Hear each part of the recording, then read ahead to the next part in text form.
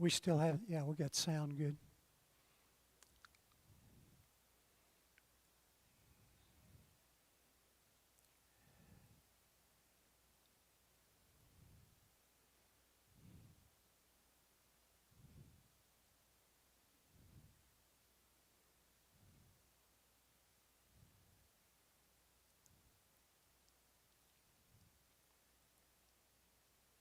It's 9:30 and time to begin our Bible class this morning, and so those of you who are waiting, come on in. For those of you who are joining us online, we appreciate your attention to our Bible study this morning. We will continue our Old Testament survey, but before we do that, we'll begin with prayer, and before the prayer, I want to make a couple of comments about the High Level Church of Christ in Makurdi, Benue State, Nigeria. We have had more than 30 years of fellowship with the High Level congregation. This picture was taken of a small building in which they were meeting in the 1990s. This is a group of people from West Ark, mostly from West Ark, a few Nigerians, who were visiting with the High Level congregation. Ben Pearson is on the upper left in this photograph. Ben was a very active member of this congregation for many years. Roy Donovan is kneeling down front, and this is what we all remember Roy as. Other members of the congregation from West Ark who were visiting at that time. The congregation met for several years in this small building on a piece of property they had purchased in a good location after struggling with other properties. And through the years, the High Level congregation has filled that property with an assembly building. The congregation now numbers more than 250 for normal worship assemblies. This is their building that they currently worship in. 7 years ago, the High Level congregation ordained their first elders, showing the maturity of the congregation as it continued to grow with the blessing of God. And on Tuesday of this week, there will be an ordination in Makurdi of additional elders and deacons to serve that congregation. And this morning, Dr. Cole, one of the elders here at West Ark, will open our class with prayer and in particular invoke God's blessing on the activities of the congregation. These are a couple of the elders and the preacher of the congregation, one of the deacons, taken at an evangelistic site in Alide, a town outside of Makurdi, where that congregation in fellowship with West Ark has worked on establishing a new congregation. The High Level congregation has proved itself to be very evangelistic. They have more than 5 church planting activities ongoing on which they currently work. So, Dr. Cole, if you would lead us in prayer.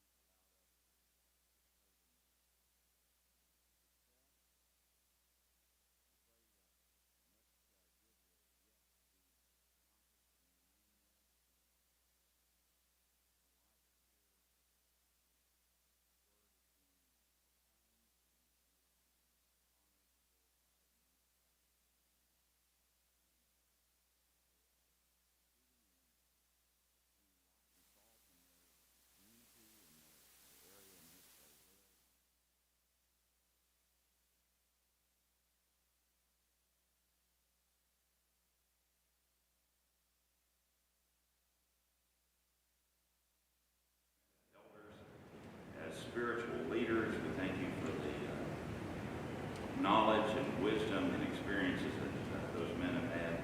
And we ask your blessings be upon them and on the deacons that will be appointed as well.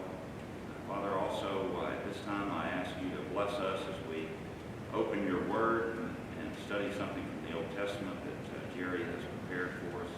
Help us to recognize how much you have always cared for your people, and how much that you love us even when we feel that we are unlovable. Thank you for Jesus and all that he means to us. In his name we pray. Amen.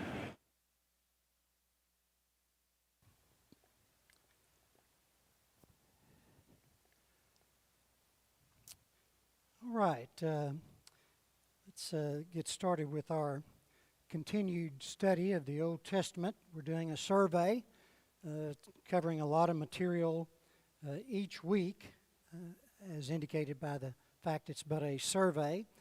And today, last week we looked at the establishment of God's covenant with Abraham. 2 weeks ago, last week we looked at the move pre-established by God through sending Joseph into Egypt, but the move of Israel, the move of Jacob's family down into Egypt.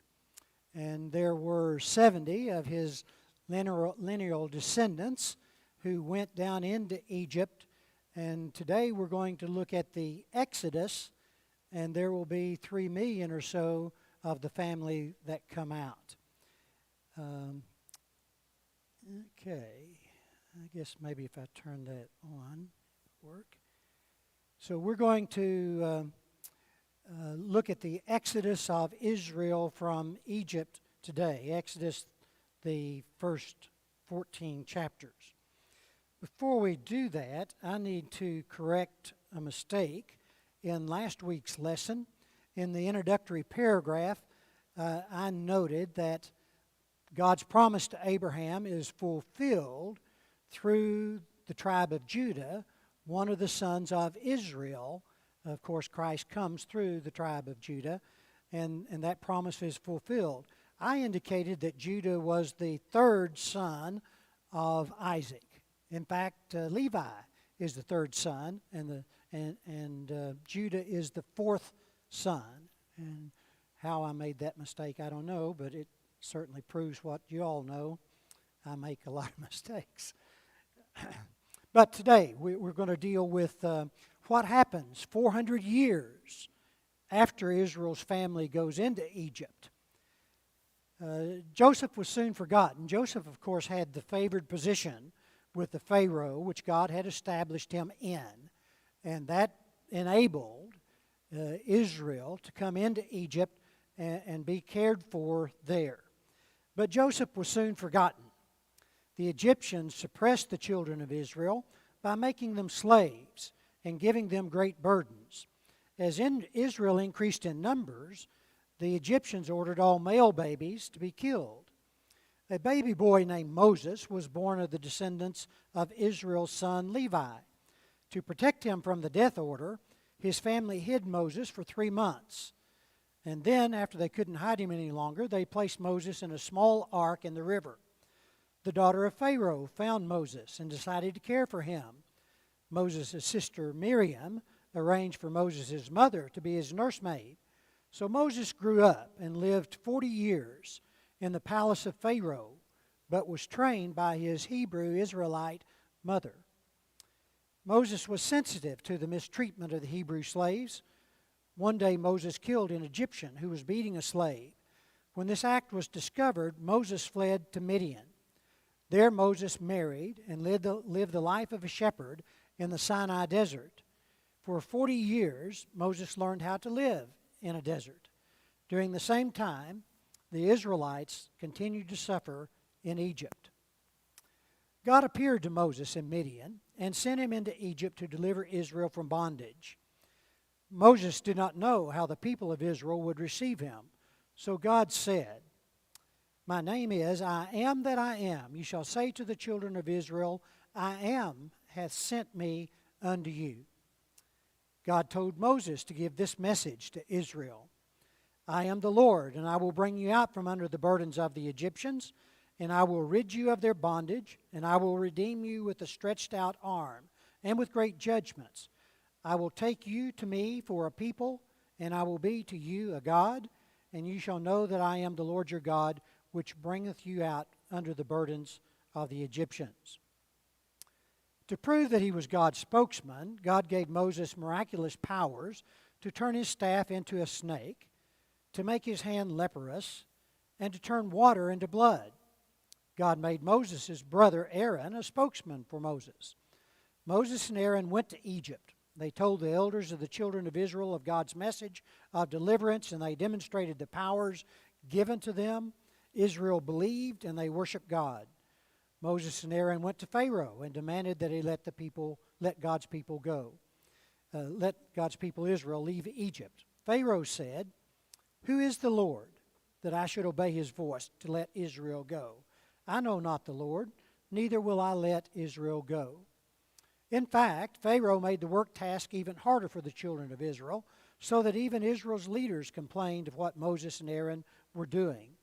But God promised to demonstrate his power to obtain the release of the people of Israel. Pharaoh had already hardened his heart and refused to allow Israel to leave Egypt. Pharaoh continued to harden his heart. Later, when he would have decided to let Israel go, God then hardened Pharaoh's heart until he fully demonstrated his power. Through a series of miracles which brought great plagues on Egypt, God caused Egypt to send out Israel. The plagues were: water was turned to blood, a plague of frogs appeared, plagues of lice, flies, animals died, boils came on man and beast, large hail fell, locusts came, there were 3 days of darkness in the land, and finally the 10th plague came, the death of all the firstborn of both man and animals. The children of Israel escaped the 10th plague by observing the Passover. God told Moses to have each family select a perfect lamb and sacrifice it. The blood of the sacrifice was then spread on the doorpost of the family's house. The lamb was then roasted whole and eaten with the family fully dressed and prepared to travel.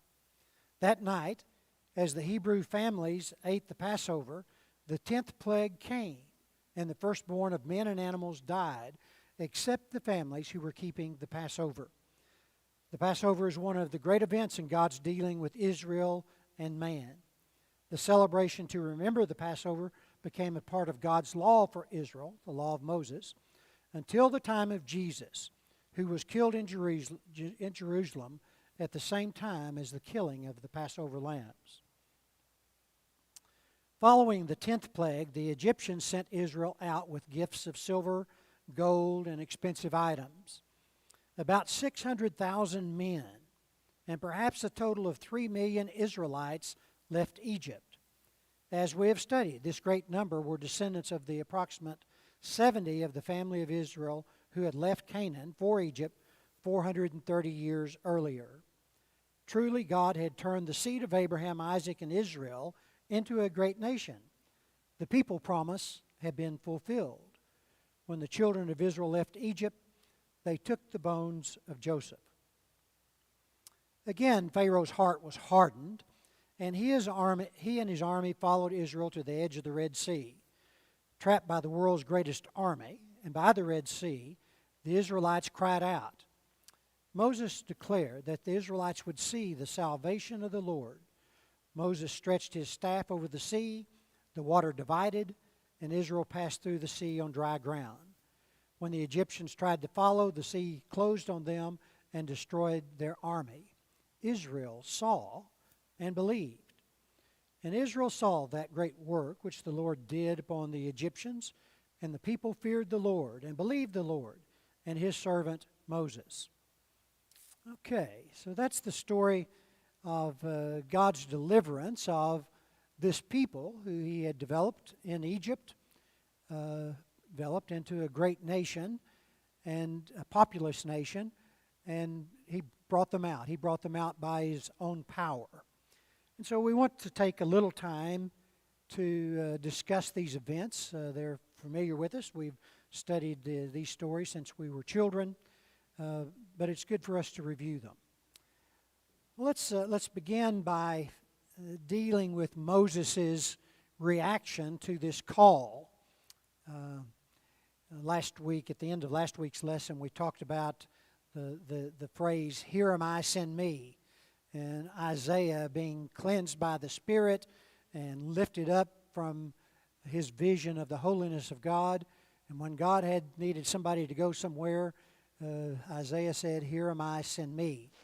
That wasn't exactly Moses' reaction to the call that he should leave Midian, where perhaps he was enjoying, in spite of his 40 years in Pharaoh's palace, he was enjoying the blessings of a rural pastoral life, caring for sheep, blessed with family in the land of Midian. But God appears to him in the burning bush and tells him that he should go and give the message of deliverance to the people of Israel in Egypt. So Moses comes up with a series of excuses. First, Moses says to God, "Who am I that I should go to Pharaoh and I should bring forth the children of Israel out of Egypt?" And God said, "Certainly I will be with you, and this shall be a token unto you that I have sent you. When you have brought forth the people out of Egypt, you shall serve God upon this mountain," the mountain where God had appeared to him. And so the first thing Moses says is, "I am not capable for such a challenge." And obviously all of us would feel the same. It reminds me of Paul's question in 2 Corinthians where he says, "And who is sufficient for this task? Who is sufficient to share the gospel?" But Paul makes it clear that the Spirit says it is the message that has the power. And so the sufficiency is not in us. It is in the message that we have. And here God says, "I'll go with you." It's the same thing we get with the Great Commission. We are told by Jesus that if we will go and make disciples of all men, with the banner on the back of this room, we are told that he will go with us and be with us. So Moses comes up with another excuse. Moses says unto God, "Behold, when I come unto the children of Israel, and say unto them, The God of your fathers has sent me to you, and they shall say to me, What is his name? What shall I say to them?" And God says, "My name is I Am." You tell them that I Am has sent you. But Moses said, "Behold, they won't believe me, nor hearken to my voice. For they will say, The Lord hath not appeared unto you." How is it that he's going to convince these people that what he is saying is the message of God? He's seen God and talked to God. He's talked to God, but they haven't talked to God. So how will he convince them? And so God gives him powers to confirm his message. He gives him the power to take his rod and turn it into a snake, pick it up and turn it back into a rod. He has the power to put his hand under his shirt and bring it out and it's leprous, put it back in and he brings out its whole. He has the power to take water out of the Nile River or any other source, pour it out, and it pours out his blood. Miraculous signs that are given to him to establish that, in fact, what he says is from God. Only God can do these miracles, and so the miracles confirm the message that he's delivered or is going to deliver. But Moses still isn't satisfied. Moses says unto the Lord, "O my Lord, I am not eloquent, neither heretofore nor since that thou hast spoken unto me, but I am slow of speech and of a slow tongue." And the Lord said unto him, "Who made your mouth?" If God makes the mouth, he can surely make it speak. But he also says that he will provide Aaron to him as a spokesman. And he said, "O my Lord, send, I pray thee, by the hand of him whom you will send. Send somebody else. You can find somebody else. Somebody else." And the anger of the Lord was kindled against Moses. And he said, "Is not Aaron the Levite thy brother? I know that he can speak well, and also, behold, he cometh forth to meet you. And when he sees you, he will be glad in his heart." God had already anticipated this and had sent Aaron from Egypt to meet Moses on the way. And so, like we can always find excuses to not be busy in God's kingdom. And our maturity, our growth as Christians tells us to no longer depend on ourselves, but on God, on our brethren, on those things which He provides to us. And we will then be sufficient for the task of sharing the message. If the love of the salvation that exists in Christ Jesus burns in us, then we need to be sharers of that message with others. And so that raises the question, what was the purpose of the power to do these miraculous signs that were given to Moses? And it's obvious. It answers the question, they won't believe me. But God says, when I demonstrate that I am with you, that the message comes from me, then some will believe. And so we have this, we always deal with this. Why do we believe these words? Why do we believe the promises that Jesus gives to His disciples? Why do we believe He will come back for us? And it is this development of faith that comes by seeing the actions of God. And Moses was able to demonstrate the power of God to these people, and so they believed. They had difficulties, and when it got hard, some of them wished they hadn't started down the path. But they still believed because of this message. And that's the way we see God working in the Scriptures. 1 Kings chapter 17, verse 24, is the story of Elijah staying because of the famine and the fact that Ahab and Jezebel were pursuing him in the life of a widow, in the home of a widow. And in her home, she doesn't know what to think of him. And her son dies. She's even more concerned about him. But Elijah raises her son from the dead. A remarkable sign, a power only coming from God. And so the woman said to Elijah, "Now by this I know that thou art a man of God, and that the word of the Lord in thy mouth is true." And so we see the function that God makes of miracles. Its function is to confirm the message of His messengers. He sent Moses as a messenger to Egypt. The people would not believe except by the confirming of that word by the miracles. This woman was doubtful of Elijah until he confirms by the power of God the fact that he speaks the words of God.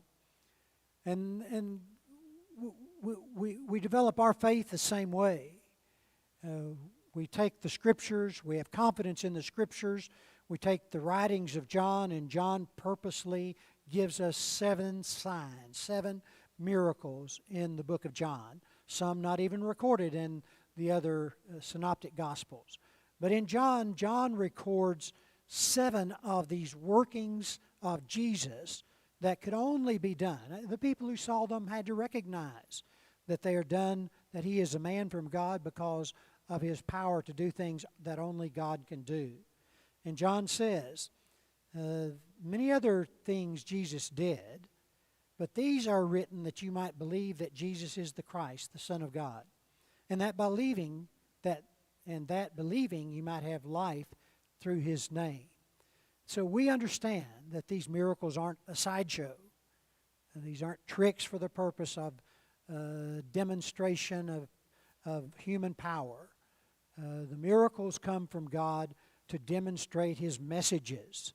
And Jesus demonstrated by the miracles He performs that He is in fact the Son of God. And by His raising, He shows to us that God is with Him. All right, let's think about Moses for a moment. Moses was 80 years old when he returned to Egypt to speak to the Pharaoh. That's recorded in Exodus chapter 7, verse 7. How old had Moses been when he fled Egypt to go to Midian? And that's not recorded in the Old Testament Scriptures. But in the book of Acts, with the discussion that Stephen has with the people who then eventually stone him to death because of what he says, Stephen says that he was 40 years old when he left Egypt. and there's no reason to doubt that.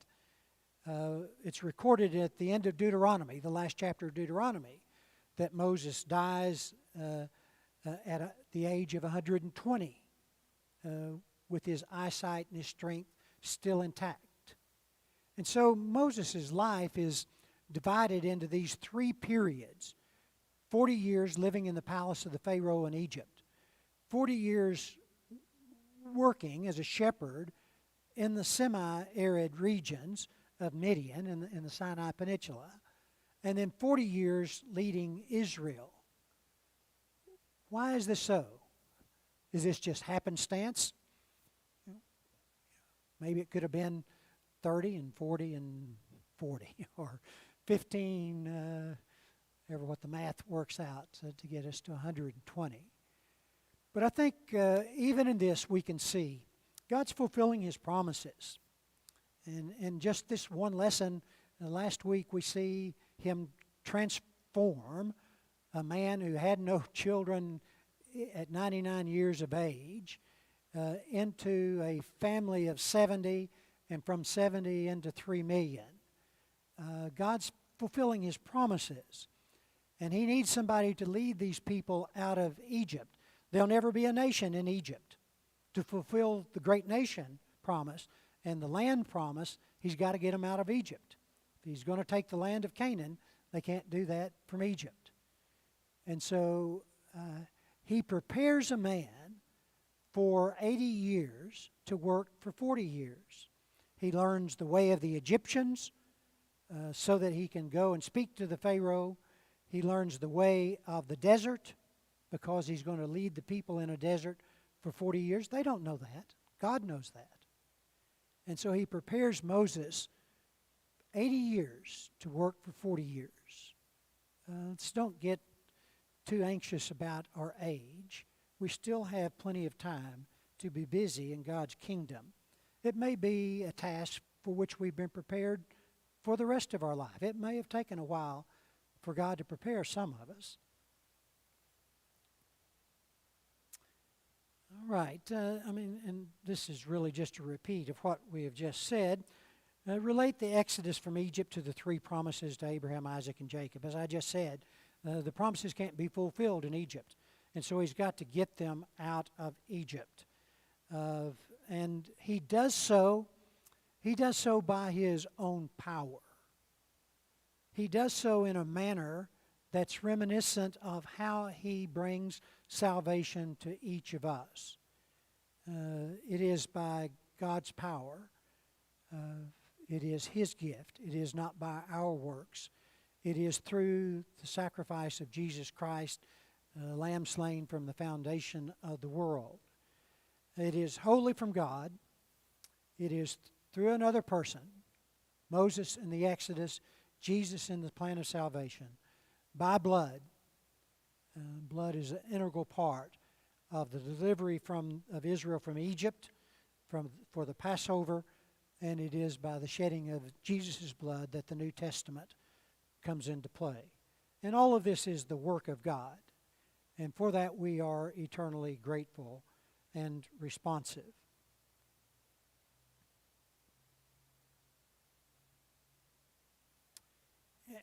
I'm going to run through this quickly.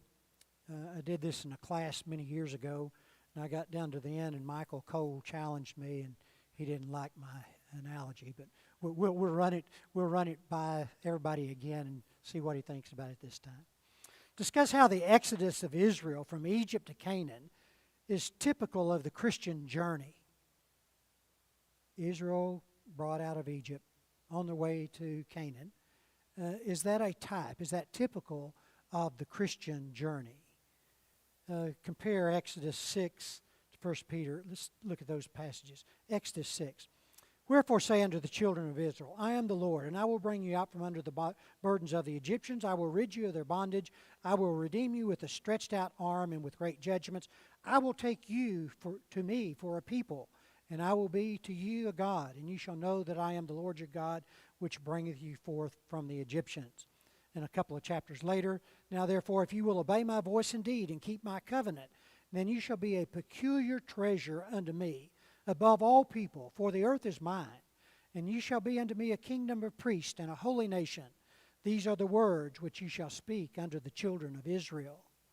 Now that's reminiscent, of course, of Peter's statement that we, the church, are a chosen generation, a royal priesthood, a holy nation, a peculiar people, that we should show forth the praises of him who called you out of darkness into this marvelous light, which in the past were not a people, but are now a people of God, which had not obtained mercy, but which have now obtained mercy.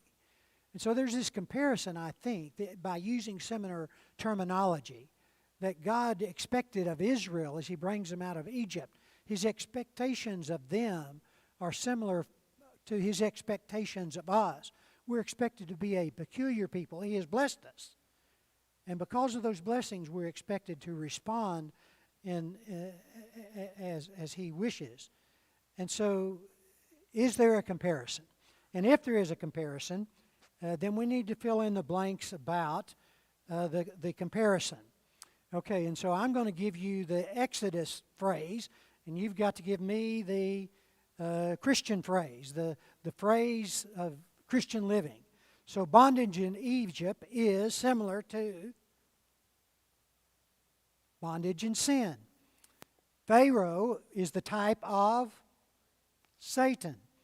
God sends Moses to deliver Israel from Egypt. God sends Jesus Christ to bring grace and truth. The compromises, Moses delivers the law, and Jesus Christ brings the message of grace and truth. There were compromises offered by Egypt, by the Pharaoh. You know, when Pharaoh realized that Moses had quite a bit of power, Pharaoh would say, well, okay, you can leave your cattle here and your children here, but you can go a few days into the wilderness to worship God. So he kept wanting to compromise. What's the type of that as we, having been saved by God, having been delivered from sin by Jesus Christ, what are the compromises? I mean, you all know what they are. Just don't get too, it's okay to be a Christian, just don't get too serious about it. You got to have a nice place to live. Don't be giving away a lot of money to the church. You deserve a little fun sometime. There's all kinds of ways that there are compromises presented to us to tempt us. Okay, the crossing of the Red Sea. They had to cross the Red Sea to get out of Egypt. When do we cross the Red Sea? Baptism, 1 Corinthians 10, moreover, brethren, I would not that you should be ignorant, how that our fathers were under the cloud, and all passed through the sea, and were all baptized unto Moses in a cloud and into the sea, and in the sea. It's a figure. It may not be very bright, may not be very distinct, but it's a figure. And it is through baptism that we make our commitment unto God. Okay, is there a corollary to the fact that not all of the Israelites that crossed the Red Sea made it to the land of Canaan? In fact, how many make it? How many get to the land of rest? 2. Caleb and Joshua. The others didn't get there. Not all Israel entered into the rest. Not all Israel entered into Canaan. We need to be careful of that. The Jordan River, and this is where Michael threw up his objection last time, but the Jordan River to us is a picture, a type of death.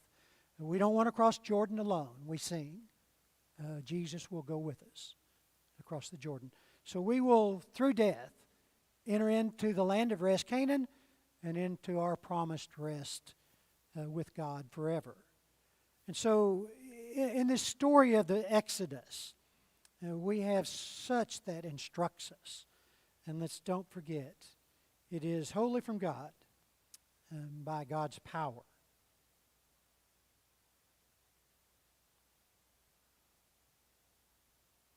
Okay, did we do the hardening of Pharaoh's heart? Let's take just a moment and talk about the hardening of Pharaoh's heart. And you have to look at several scriptures in the story in the first 14 chapters of Exodus.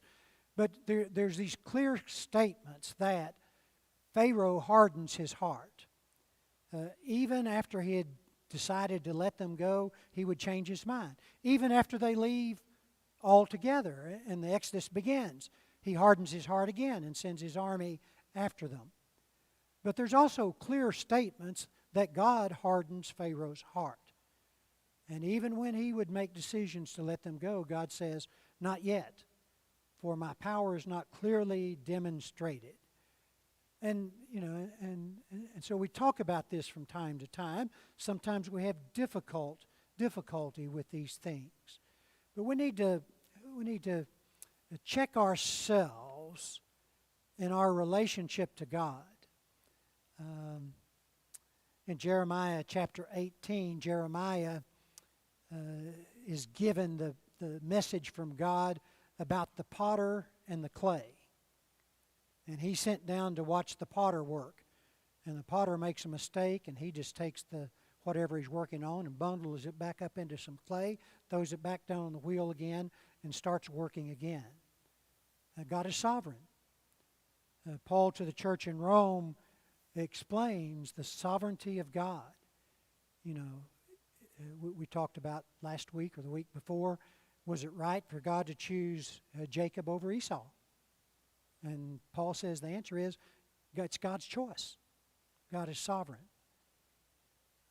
And so we need to be aware of the sovereignty of God.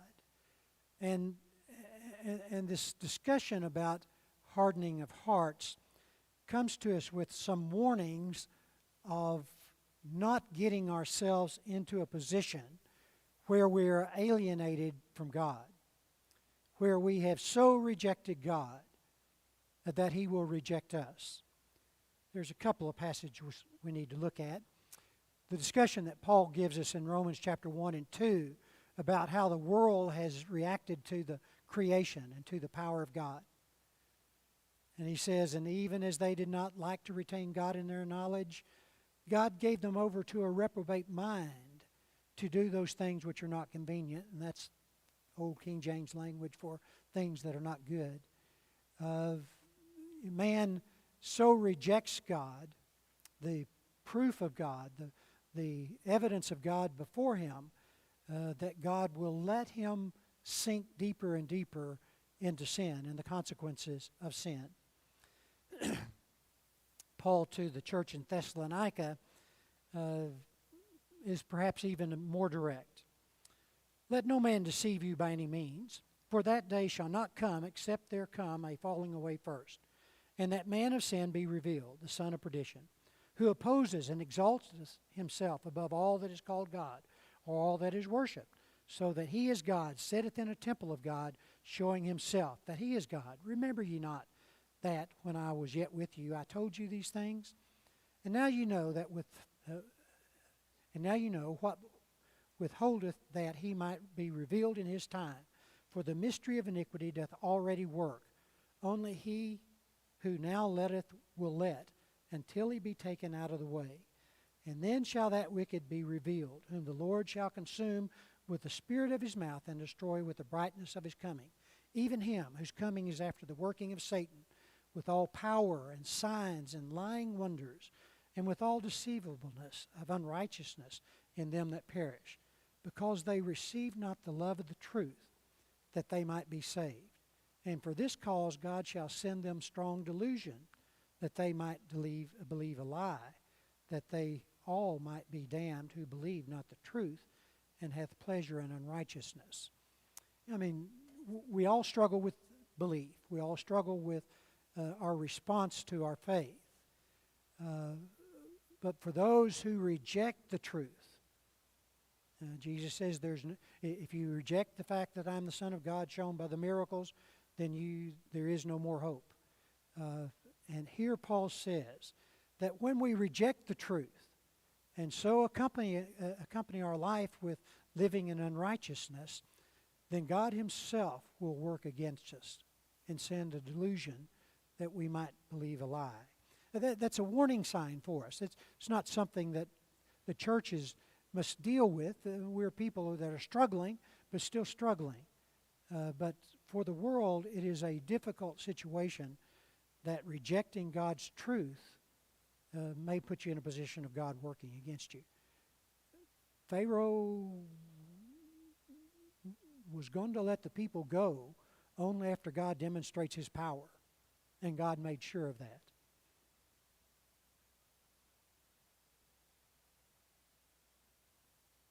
And with that, let's finish quickly with a couple more points. Where did Pharaoh's wise men, sorcerers, and magicians get the power to make snakes from their rods? Moses throws down his rod, turns into a snake. Wise men say, well, that's no big deal. We're good magicians, and so they do the same thing. Moses' snake eats up their snake. But where did they get that power? We just read about the power of Satan, with working of Satan with all powers and signs and lying wonders. So where do they get the power to deceive men? Deceive men to the point that God even will work against them. And I think that's the message that we've studied from the Revelation. When the land beast comes, he comes in the nature of a religious figure. And he comes with the power to turn figures into life and to cause men to worship Satan and the one who Satan has enthroned, the sea beast. And this message is clear enough in the Bible that we need to be concerned about it. We need to be on our guard and stay close to God. So that's our summary.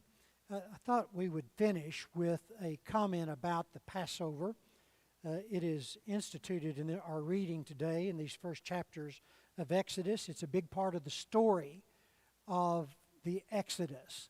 It's a big part of the life of Israel up until and including the time of Jesus. Jesus' ministry is pretty well divided, and we can figure out how long it is by the number of Passovers that he participates in Jerusalem. And this is a point that we've made and studied some as a group, had various teachers who have made this point, but I thought I would finish with it this morning. The Passover lamb was prepared for the Passover meal on the 14th day of the first month of the year. It was identified as the day of preparation. At sundown, with the beginning of the 15th day of Nisan, the Passover meal was eaten. That day, the 15th of Nisan, as well as the 7th day following, was a holy convocation, and no manner of work was to be done, as the day was a special Sabbath or high day, regardless of the calendar day of the week on which the 15th of Nisan occurred. Each of the gospel writers confirms that Jesus was crucified on the day of preparation, as thousands of Passover lambs were being slaughtered in Jerusalem. John also affirms the Sabbath, about which the Jewish leaders were concerned, was a special Sabbath or high day. For these reasons, it is not clear that the traditional view that Jesus was crucified on Friday, the day before the normal Sabbath on Saturday, is correct. Nisan 14th occurred on Thursday in AD 30, the year most scholars accept as the year of death of our Lord.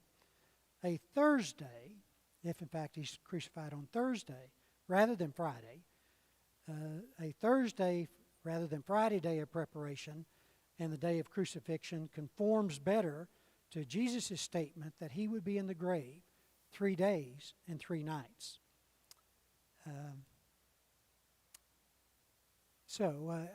I make that point. We've studied it before. To me, it adds a lot of oomph. It adds a lot of verification to things that we know about the death, the burial, the resurrection of Jesus, and is consistent. It's with the gospel writings. All right, that's enough lecturing for this morning. I appreciate your attention. Next week we will continue with the story of the Exodus. How do you turn 3 million people into a nation capable of taking the land of Canaan? These are, Chris has pointed out several times, these are people who have been slaves. They didn't have a lot of skills other than making bricks and working hard. So even though there's 3 million of them, how do you take a land of Canaan and possess it? And integral to that is the giving to these people a central theme. And the promises are there, but they need a law. They need something to bind them together. And next week in our Old Testament summary, we'll look at the giving of the law of Moses. All right, thank you.